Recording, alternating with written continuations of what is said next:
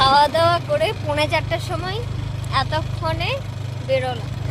মানে ওখানে এত ভিড়, একটাও ভিডিও করতে পারিনি, এত ভিড় বাপরে। সেই আমরা কখন এসেছি, 2টোর সময় এসেছি।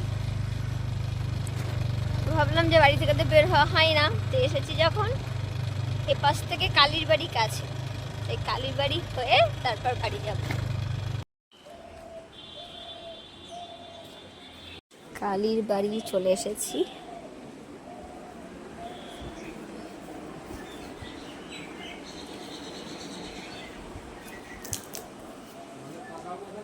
এটা পড়লো জানো,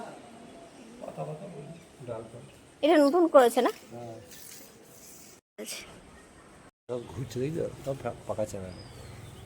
ও হ্যাঁ হ্যাঁ, বাবা পুরো মন্দির ফাঁকা, এই কয়েকজন লোকজন আছে।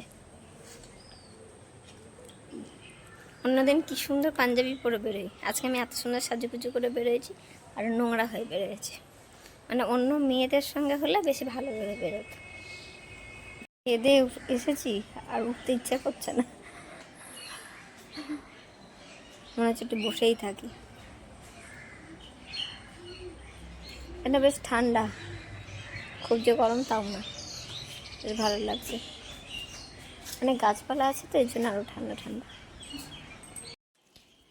এই বছর পয়লা বৈশাখে বনু মন্দিরে এসেছিল, তো এতটাই ভিড়, তাও বনু সন্ধ্যাবেলা এসেছিল, এতটাই ভিড় ও নাকি আধ ঘন্টা ধরে ওয়েট করেছিল, তারপরে গাড়ি বের করতে পেরেছিল। আমার কিছু ফ্রেন্ডস বলছিল সকালের দিকেও নাকি ভীষণ ভিড় ছিল, কারণ আমি এর আগে যতবার এসেছি আমি দেখেছি মানে অসম্ভব ভিড় থাকে মন্দিরে।